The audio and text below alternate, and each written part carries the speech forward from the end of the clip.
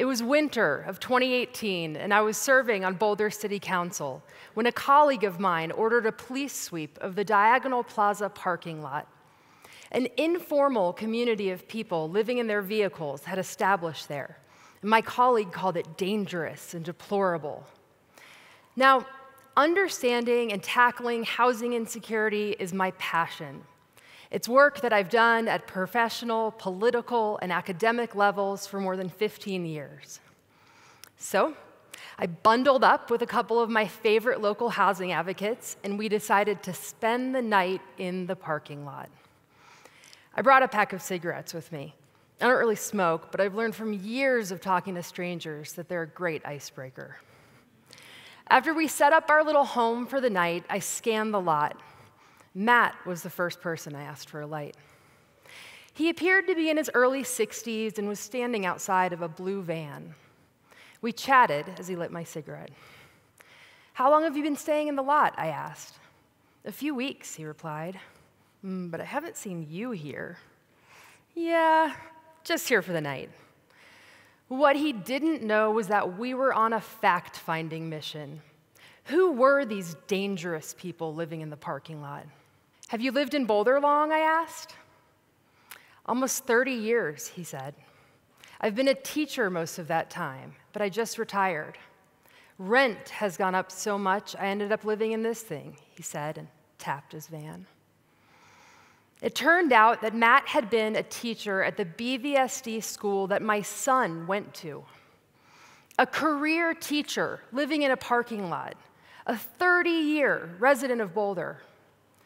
That same night, we also met a graduate student from CU and a woman who worked at the convenience store nearby. Sure enough, there was a police sweep the next day. I'm not sure where everyone ended up, but research tells us that sweeps only reinforce hardship.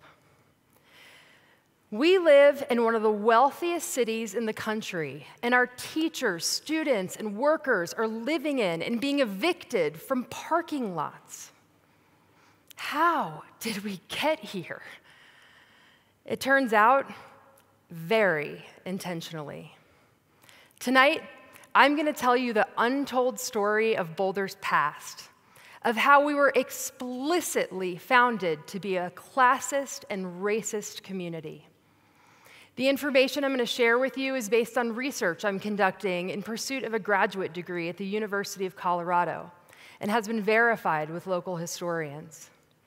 But first, and integral to understanding our origins, I want to acknowledge that our home here in Boulder is the ancestral homeland and unceded territory of the Arapaho, Ute, Cheyenne, Apache, and almost 50 other tribal nations. I recognize the atrocities committed here and honor and respect these nations, the people and their ancestors.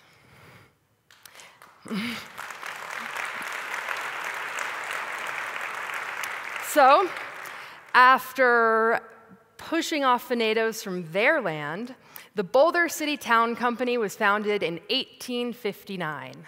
A couple decades later, Boulder was on the map as an educational and cultural hub after a railroad from Denver was built, the University of Colorado was founded, and Chautauqua was established. Boulder boomed, and just like today, the growth was uncomfortable for many. A clash arose between those who wanted to keep Boulder quiet and attractive with high land values and those who wanted to continue growing organically. The former group founded the Boulder City Improvement Association. In 1907, the Improvers, as they were called, wrote to Frederick Olmsted Jr., "We are a small but ambitious little town. We want advice." Now, some of you likely heard of Frederick Olmsted Jr. In many ways, he was a brilliant landscape architect, but he was also well known to be classist and racist. For example, he urged cities across the country to clear out slums, leading to the displacement of untold numbers. He also encouraged cities to adopt racial covenants that for decades barred non-Caucasians from being able to buy a home. Olmsted Jr. was an ardent, self-described improver and one of the nation's leading advocates for the City Beautiful movement. City Beautiful emphasized beautification above all else. Proponents believed that aesthetic beauty would lead to social order and inspire inhabitants towards moral and civic virtue. City Beautiful has its roots in the White City, ironically named for the color of its buildings. The White City, which Frederick Olmsted Sr. designed, was the main attraction at the World Columbian Exposition in Chicago in 1893. It was meant to be a semi-utopia where visitors were shielded from poverty and people of color. According to scholars, the White City established civilization as an ideal of white male power. So, it's understandable then that when Boulder called, Olmsted only briefly visited. He didn't need long because he already had a predefined set of ideas. The White City, City Beautiful. In 1908, he submitted a 106-page document to the Improvement Association titled, "The Improvement of Boulder, Colorado." Now, I cannot overstate to you the influence that this document has had on our city. From the size of the lots that many of you live on, to the design of our streets, our parks, our open space, and so much more, Boulder was crafted in Olmsted's image. And here's how Olmsted begins the document, that first and foremost, Boulder should be a city of homes. But not just any homes for any people. It should be a city of agreeable homes for decent people. He encouraged leaders to push out jobs so as not to dirty up the city. The only jobs that were allowed were those, quote, without the slightest drawback by way of dirt, noise, disorder, annoyance, or ugliness. As leaders implemented Olmsted's ideas and pushed out industry and manufacturing, a deeply anti-working class sentiment took root in the city. Boulder clothing stores wouldn't sell work clothes. One establishment had a policy of not waiting on miners from Lafayette. There even appears to have been an ordinance prohibiting people from carrying a lunch pail on Pearl Street. Boulder is for people who can dine out only. Now, whenever the working class are marginalized, people of color are hit hardest. Boulder's decision to push out jobs devastated the few black families that lived here at the time. The poor and people of color who remained were pushed to the other side of the tracks into neighborhoods prone to flooding. One was called the Little Rectangle, and the other, the Jungle. Olmsted particularly took aim at the jungle. He called the people their gypsies and campers and said they presented a rather unattractive class of occupancy, and he urged leaders to get rid of them. It would be better as a park. So, city leaders demolished the jungle and drove out residents and built what is today Civic Park. For years, historians have thought that the jungle residents were indeed interlopers. I've read the Boulder Tribune and Daily Camera articles from the time that clearly call them squatters and undesirable, a disgrace to the city. But brand new research shows that we've been wrong. Those homes were on privately held, individually deeded land. Some of them had been there for 30 years when they were demolished. These were long-term Boulder residents. Their crime was being poor. The jungle was Boulder's first real low-income housing community, and we wiped it away for Olmsted's vision of beauty. Unfortunately, not much has changed today. We continue to make the same decisions and the same mistakes that we did in our past. Decade after decade, Boulder has consistently prioritized this old, outdated vision over social justice and equity in our housing and land use policies. Today, 74% of Boulder's residentially zoned land is zoned low density, still reserved for agreeable single-family homes. The 26% that isn't low density contains more total housing units for about a third of the cost, yet we consistently prioritize and preserve the 74%.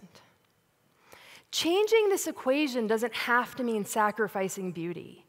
In fact, preventing sprawl is one of the best ways for us to preserve our beloved open space and trails.